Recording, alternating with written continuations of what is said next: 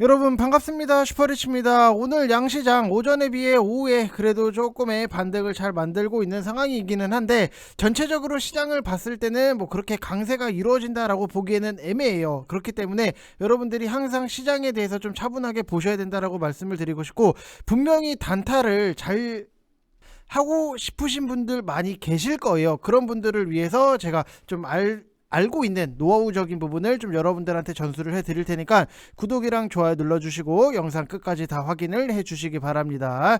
자, 그리고 오늘 같은 경우에도 2차전지 쪽에서 조정이 나오고 눌림이 나오고 하는 부분이 있는데, 저번에도 항상 강조를 드렸던 것 중에 하나가 2차전지가 상승이 나왔을 때 우리가 따라서 들어가서 사는 것보다도 오히려 눌림이 나왔을 때 사는 게 훨씬 더 이득이다 라고 말씀을 드렸던 부분이 명확하게 시장이랑 또 맞아 떨어질 수밖에 없다. 이게 참 신기한 것 중에 하나가, 자꾸만 제가 여러분들한테 말씀을 드리면은 이런 것들이 맞아 떨어질 수밖에 없는 거는 시장에 대해서 여러분들이 흐름적인 부분을 잘 파악을 하고 계시는 게 그만큼 중요하다, 이렇게 생각을 하시면 될 것 같습니다.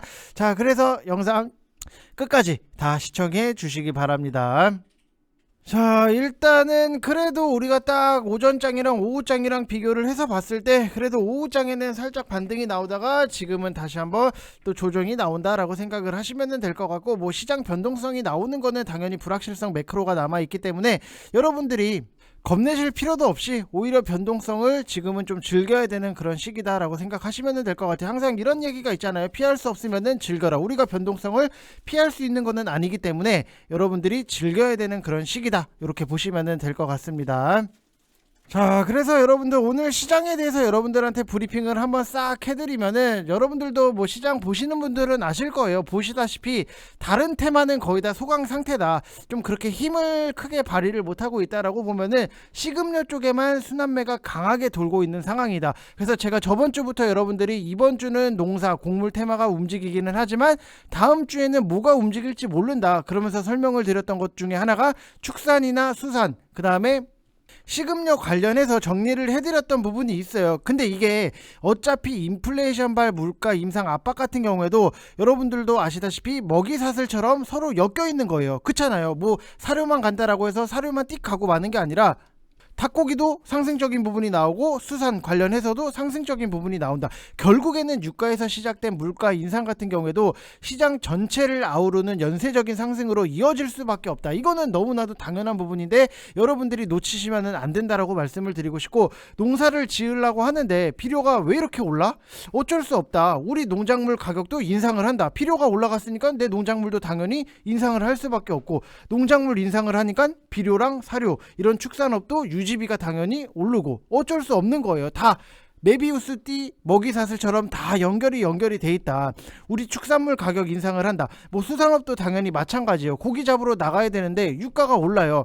똑같은 100마리를 잡더라도 남는 거는 당연히 줄어들 수밖에 없어요. 배를 뭘로 띄워? 여러분들 뭐 페달 굴러서 배 띄우는 시대가 아니잖아요. 그렇기 때문에 가격을 올릴 수밖에 없는 거고, 각종 식자재 받아서 가공하는 업체들 같은 경우에도 원재료가 오르기 때문에 당연히 가격을 올릴 수밖에 없는 거고, 결국 돌고 도는 거죠.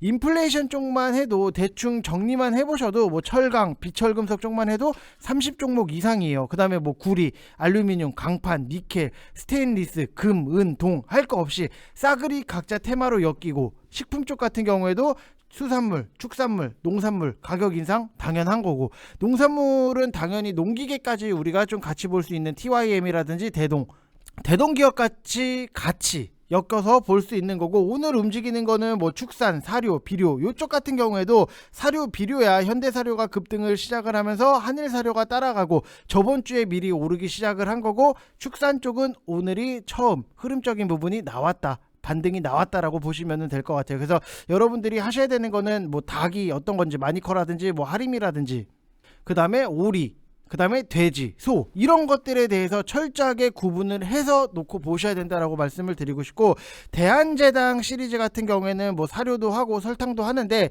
설탕 대란에 대해서도 얘기가 나왔다라고 하는 부분은 우리가 좀 관심을 갖고 봐야 되는 포인트고, 대상 같은 경우에도 움직임이 나오는데 대표적인 식품업체 대형주라서 우선주들이 단타는 좀 어떻게 보면 좀 적합할 수밖에 없다라고 보시면 될 것 같고, 뭐 대상우, 그 다음에 대상홀딩스 우, 이런 게 단타에는 굉장히 적합한 부분이고, 뭐 CJ 프레시웨이 이런 거 같은 경우에도 강하게 움직이면 나오는데 이런 거는 뭐 크게 안 흔들리고 움직이기 때문에 여러분들이 좀 길게 끌고 가셔도 상관없는 그런 종목 중에 하나다라고 생각을 하시면 될 것 같아요. 이런 것들이 이제 변동성은 작을 수 있으나 꾸준히 우상향할 수 있는 성격이다. 변동성이 작을 수 있으나라고 보면은 이게 올라가는 것도 어떻게 보면은 뭐 제한적인 부분, 그 다음에 내려오는 것도 제한적인 부분이 있기 때문에 그렇게 흔들리지는 않아요. 근데 다른 것들이 막 10% 20% 이렇게 갈 때 이 종목 같은 경우에는 뭐 2% 5% 이런 식으로 가기는 하지만 꾸준하게 우상향할 수 있는 그런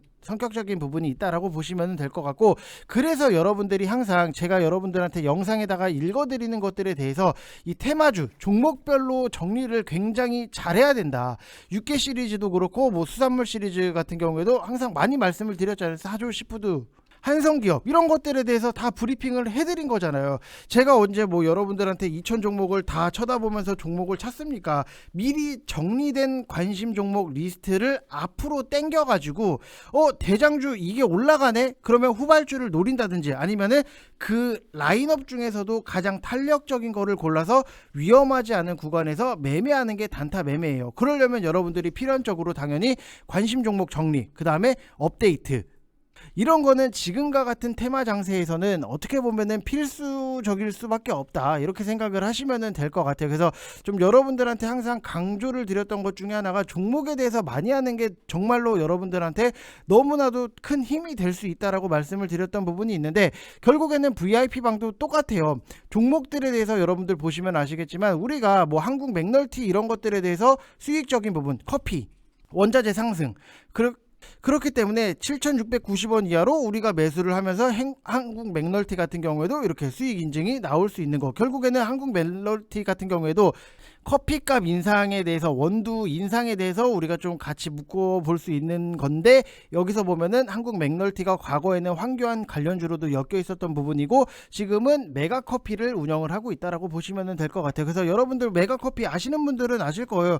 메가커피 같은 경우에도 전략적인 부분에 놓고 봤을 때 항상 백다방 옆에 메가커피를 좀 이렇게 차리더라고요. 그래서 뭐지, 이 회사의 전략 중에 하나인가 라고 생각이 드는 부분이 있고, 여러분들 아시겠지만 뚜레쥬르 옆에 항상 파리바게트가 있듯이 백다방 옆에 메가커피가 있다. 근데 그 메가커피가 어디서 하는 거다? 한국 맥널티.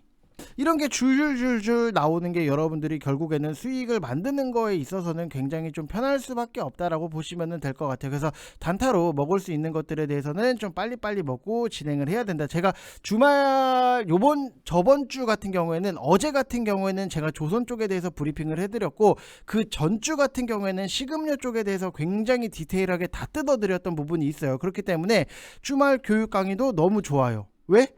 그거를 알면은 수익적인 부분이 잘 나니까. 결국에는 여러분들이 수익을 잘 나려고 하면은 시장의 이해, 종목들의 이해, 이런 것들이 당연히 필요할 수밖에 없다라고 생각을 하시면 될 것 같습니다.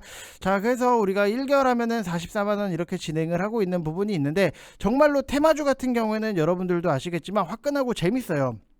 지금 보면 뭐 한일사료, 현대사료 이런 걸로 뭐 93%, 81% 수익 인증이 나올 수 있는 거는 종목들, 시장 상황 이런 것들을 다 고려를 해서 수익적인 부분이 만들어진다, 이렇게 생각을 하시면 될 것 같아요. 그래서 1개월 하시면은 44만원 진행을 하니까 010-8619-9991 이쪽 번호로 성함 쓰셔서 문자 보내주시면 되시는데, 아무튼 뭐 오늘 같은 경우에도 식음료 쪽에서 사료 주가 추가 상승, 그 다음에 축산의 순환매가 돌고, 그 다음이 화장품 쪽이 그나마 강한 흐름이다. 딱 여기서 보면은 다음 종목이 뭔가 이렇게 여러분들한테 힌트를 다 드렸어요. 내일부터는 매집을 또 할 겁니다. 화장품 쪽이 강한 흐름이 나옵니다.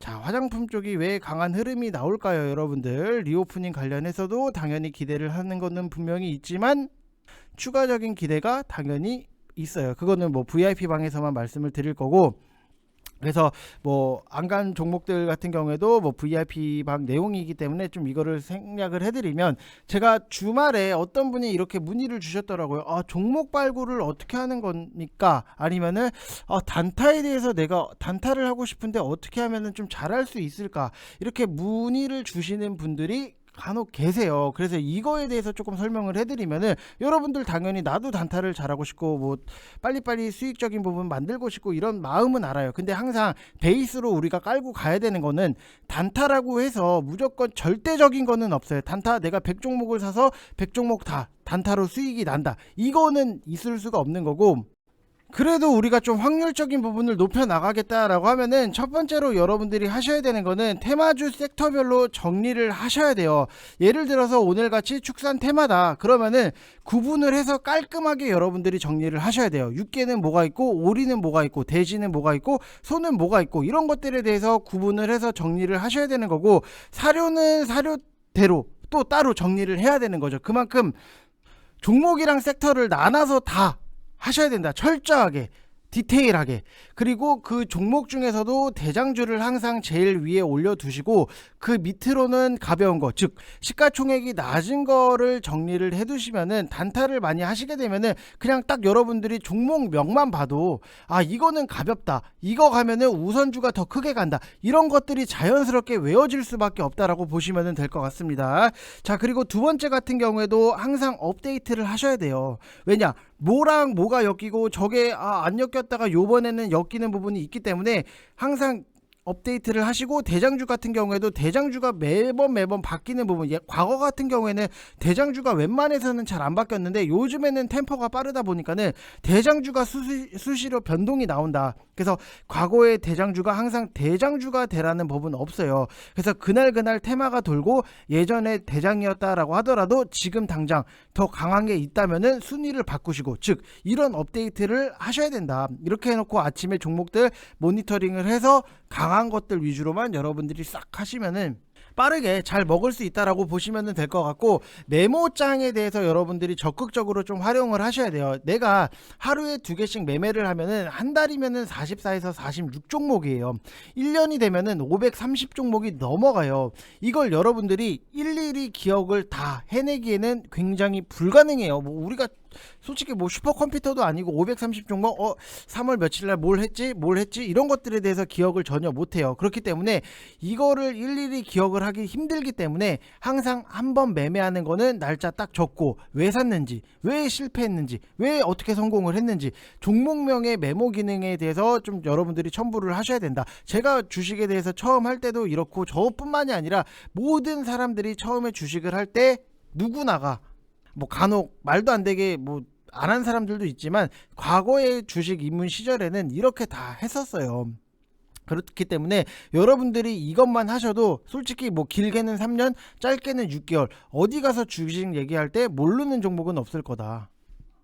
명함 정도는 내밀 수 있다. 목욕탕이든 뭐 미용실이든 아니면 주변에 뭐 철수 엄마든 뭐 반상회든 아니면 회사에서든 이 종목이 뭐지 하면은 나는 당연히 따박따박 나올 수밖에 없다라고 생각을 하시면 될 것 같고, 제가 여러분들 어떤 식으로 말씀을 드렸냐면은, 사료 쪽이 더 간다라고 하면은 KC피드, 그 다음에 대주산업, 이게 딱 2개가 남았다. 지금 4월 16일 영상이에요. 대주산업, KC피드.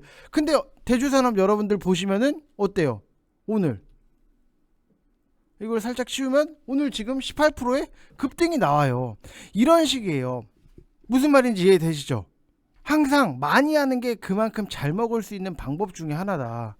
여러분들이 이런 설명을 아시고 이런 종목들에 대해서 아시면은 4월 16일 날 바로 말씀을 드렸던 거, 안 간 것들, 우리가 안 간 것들 찾아서 골라서 먹어도 된다. 저는 근데 VIP 방에다가는 따로 추천을 안 해드리죠. 왜? 현대사료랑 한일사료가 있는데 굳이 무리해가면서 대주산업을 잡는다? 아니죠. 근데 알고 있느냐 모르고 있느냐, 이 차이가 굉장히 여러분들의 앞으로의 주식을 하시는 데 있어서 계좌 색깔이 달라질 수밖에 없다라고 생각을 하시면 될 것 같아요. 심지어는 뭐 서울식품 같은 경우에도 오늘 뭐 동전주라서 제가 VIP 방에다가는 딱히 직접적으로 추천을 못 드리겠다 하실 분들은 자율적으로 하시라고 말씀을 드렸던 부분이 있는데, 결국에는 가잖아요. 이 회사가 뭐예요?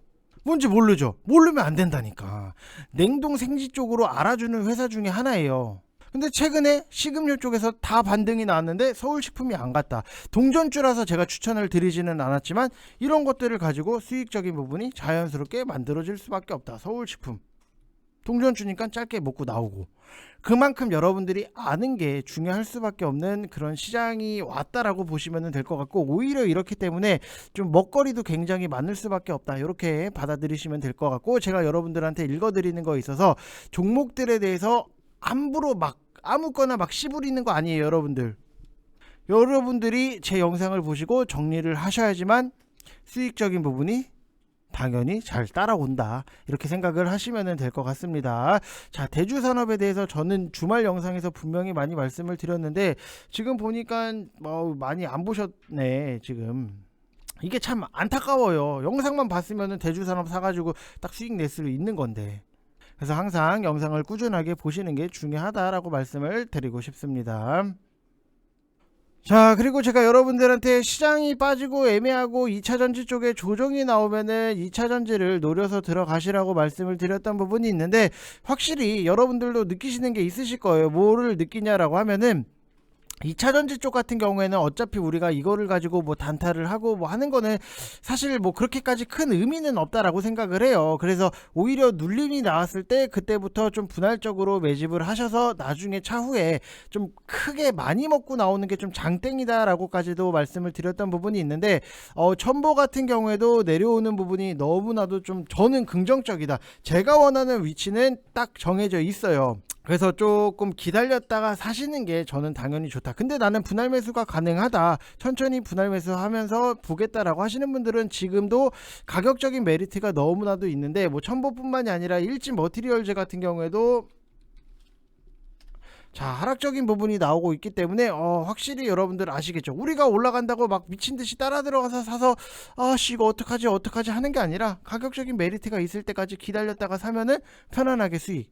LNF, LG 에너지 솔루션, LG 이노텍 다 편안하게 기다렸다가 사니까 수익이 자연스럽게 만들어지는 건데, 제가 우선적으로 좀 보고 있는 것 중에 하나가 첨보예요. 첨보 같은 경우에는 앞으로에 대해서 우리가 좀 기대를 할 수 있는 게, 뭐 당연히 아시는 분들은 아시겠죠. 2차전지 소재 쪽에 대해서 제조를 하고 판매를 하는데, 세계 최초로 LIFSI, 그 다음에 LiPO2F2, 그 다음에 FOP 차세대 전해질 상용화 성공을 했던 부분, 지금 LIFSI 같은 경우에는 배터리 안정성, 그 다음에 이렇게 수면 연장, 낮은 온도에서도 배터리 방전 억제를 하는 부분이 있고, LiPO2F2 같은 경우에는 배터리 수명 향상, 뭐 고출력, 충전 시간 단축, 충전 시간도 굉장히 중요하고 수명 연장도 당연히 중요한 부분인데, 국내 배터리 3사를 모두 고객사로 확보를 하고 있어요. 그래서 2차전지 소재 매출 비중 같은 경우에도 2017년도에는 18%에서 2021년도에는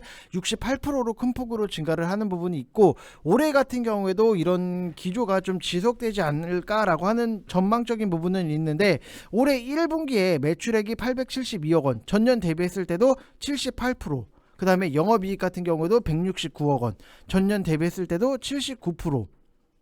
부분별 매출 같은 경우에도 2차전지 소재 쪽 같은 경우에도 654억으로 전년 대비했을 때도 114%예요. 여러분들, 이거는 앞으로 파이가 어마어마하게 커질 수밖에 없다. 그 다음에 전자 소재 같은 경우에도 169억 원으로 전년 대비했을 때도 뭐 13%의 상승적인 부분이 나왔다라고 보면은, 결국에는 지금 전해질 부분이 전체 성장을 견인을 하고 있고, 상반기 같은 경우에도 차량용 반도체 수급 난에도 전장화 비중이 낮은 중국 EV 시장의 상대적 강세가 예상됨에 따라서 테슬라가 중국에서 굉장히 많이 팔렸잖아요. 그래서 중국향 매출 비중이 높은 P전해질, 아까 위에서 말씀드렸죠, LiPO2F2 이게 67%, F전해질 LiFSI 54%의 견조한 좀 실적에 대해서 우리가 예상을 할 수 있다라고 보시면 될 것 같고, 지금 뭐 타이트한 업황이라든지 공격적인 증설로 매년 꾸준한 실적 성장을 보이고 있는데, 올해 같은 경우에도 매출액이 전년 대비했을 때 39% 상승적인 부분이 나오는 거고,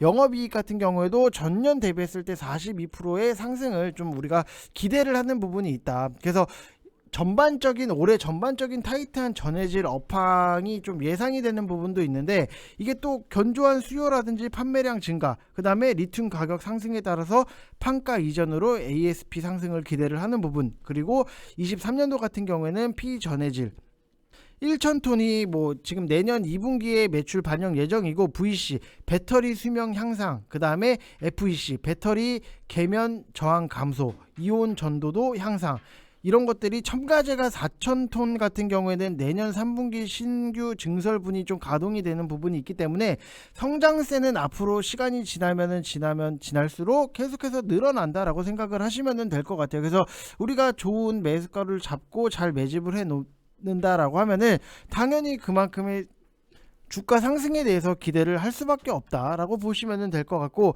전해질 생산 캐파 같은 경우에도 작년도에 3,520톤, 그리고 내년에 9,800톤, 26년도에 26,800톤.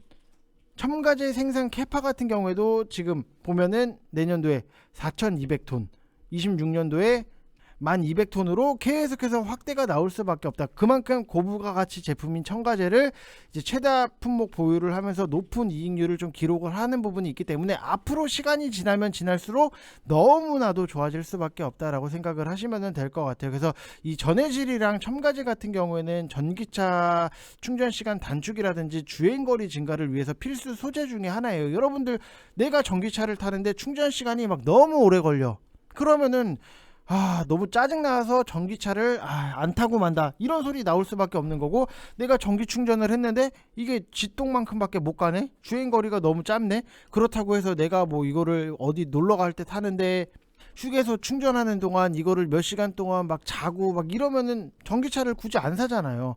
그만큼 전기차에 있어서 지금 핵심적인 포인트 중에 하나가 충전 시간 단축, 주행거리 증가. 근데 여기에 필수 소재네?